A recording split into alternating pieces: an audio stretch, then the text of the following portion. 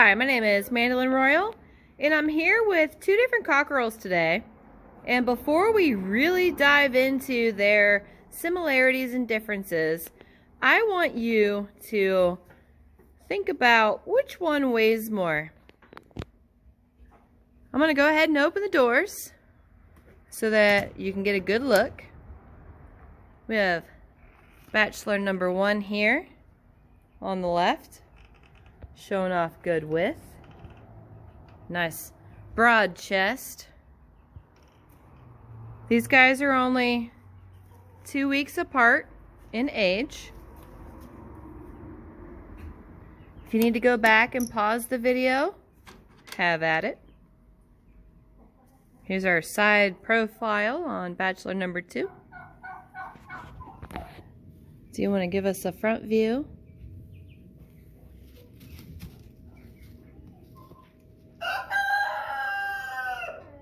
Maybe, maybe not. Come on, boy.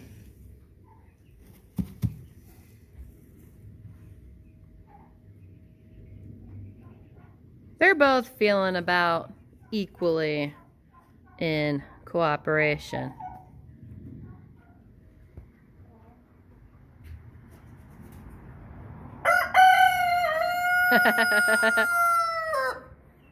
Both of these guys have pretty solid personalities. But when it comes to weight, who's heavier? Go ahead and think about that for a second. I'm going to cut this off and gather some more thoughts and think about what I want to talk about with these two. It's going to be a lot faster on your side because it's just going to fade right into my next portion. But I want your best guess. Left side bird. Is he heavier than right side? Or is the right side heavier?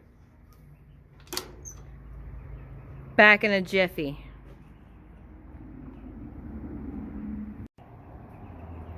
Alright, so the right side bird, that's the heavier bird. There's 18 ounces difference between these two. The left side bird, he's my token cockerel from Northstar Farms that came through Kira, who lives local to me and did an order. And she gave me a boy to play around with and see if the genetics are complementary to each other. So far, so good in that regard. The right side bird, he's from my breeding, from the line I've been playing around with for about 7 years now. But let me go ahead and tell you what these guys weigh. Mine is 7 pounds 14 ounces. The other guy is 6 pounds 12 ounces. Over a pound difference. But age-wise, they're within 2 weeks.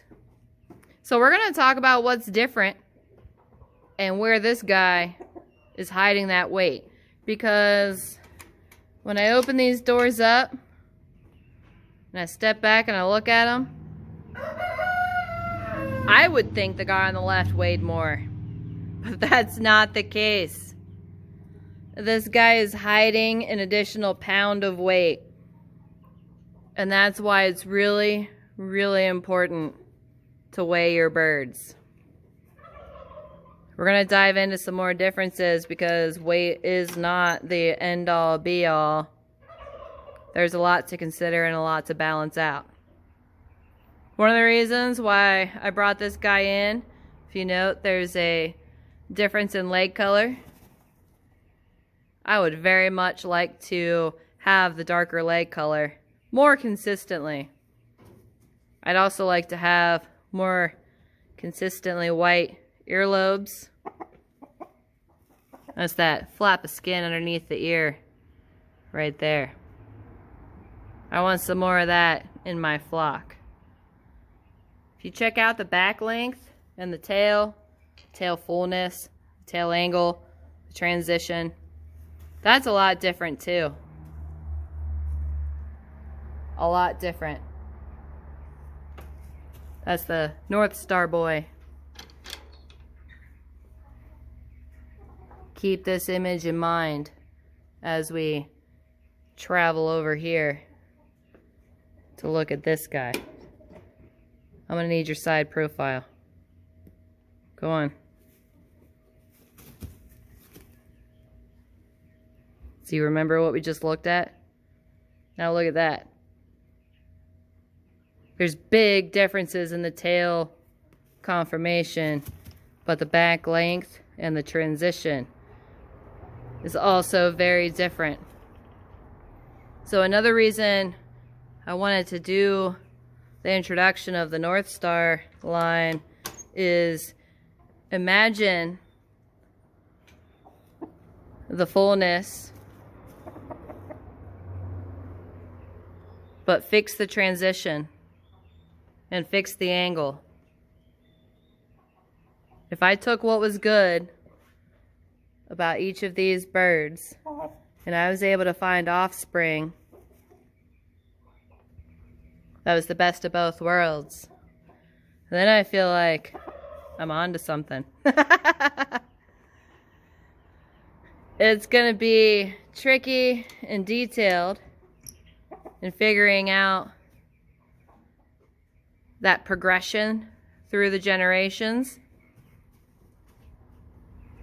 But I basically need some of his extra fluff.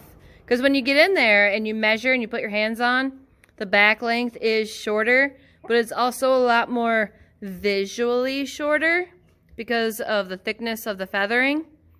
Whereas this guy is visually longer and physically longer because of the tightness of feather, and he doesn't have extra fluff to confuse the visual look. This guy is not as short-backed as he appears. He's covered in extra feathers. You gotta watch those feathers, they hide a lot. Such as an extra pound. Wouldn't the guy on the left weigh more? Wouldn't he? He doesn't. He is 18 ounces less than the guy on the right.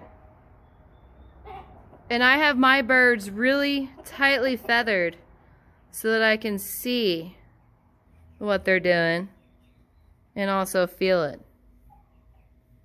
Interesting, right?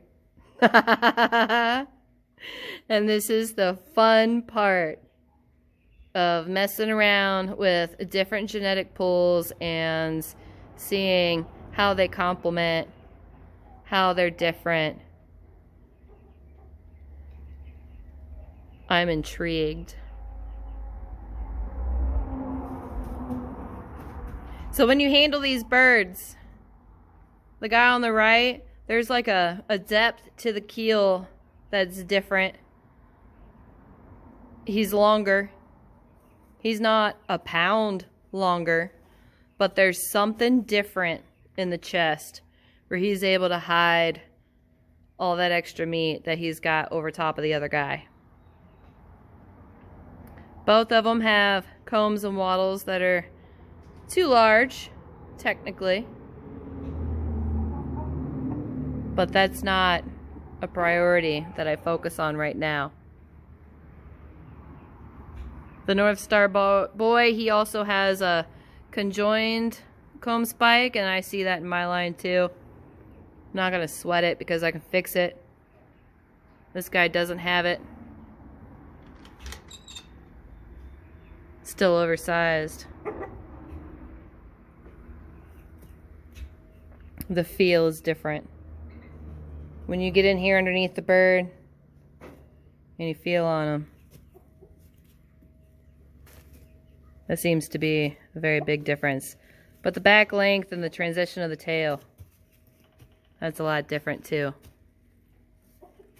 I really, really want to take 50% of this bird and mash it into the 50% of this bird to bring what's good about both into the same bird.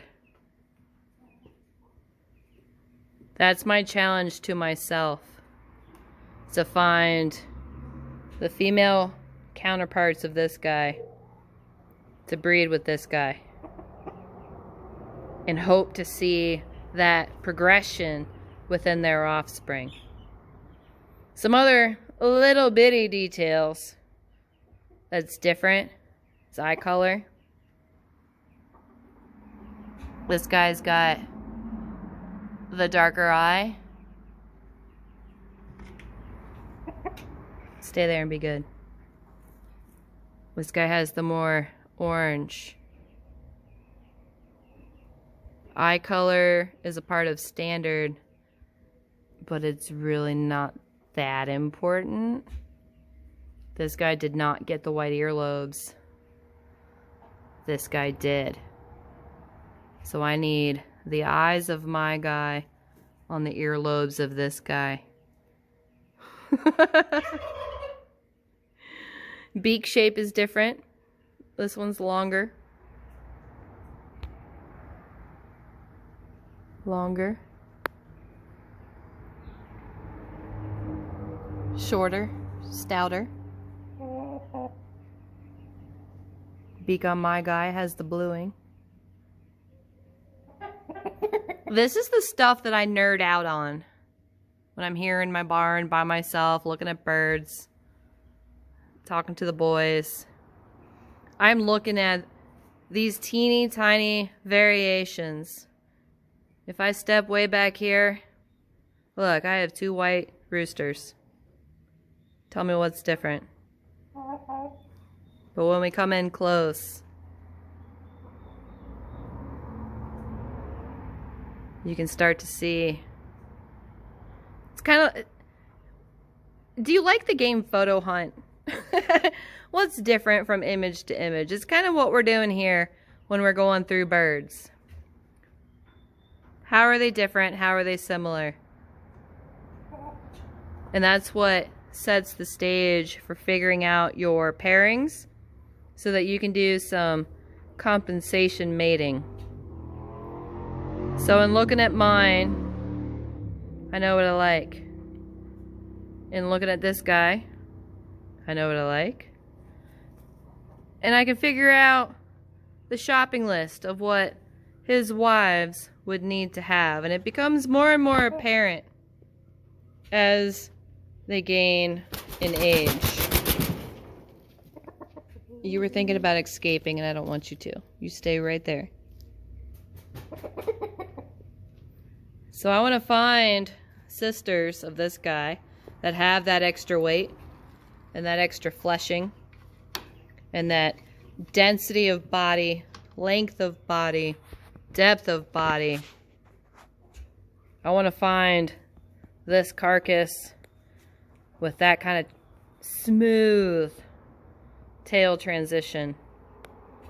And I want to take those girls and put them with this guy and see if I can collect the offspring who gained a fuller but low tail, the white earlobes, darker foot color, but having that important fleshing on there as well.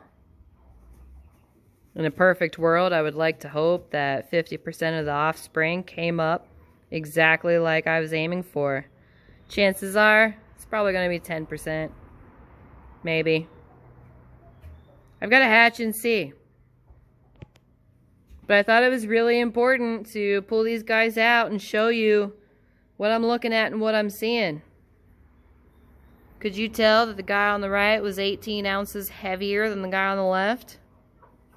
This is why getting a weight on them matters a lot. Getting your hands on them matters a lot. I can show you pictures all day long, and it won't show the difference in weight.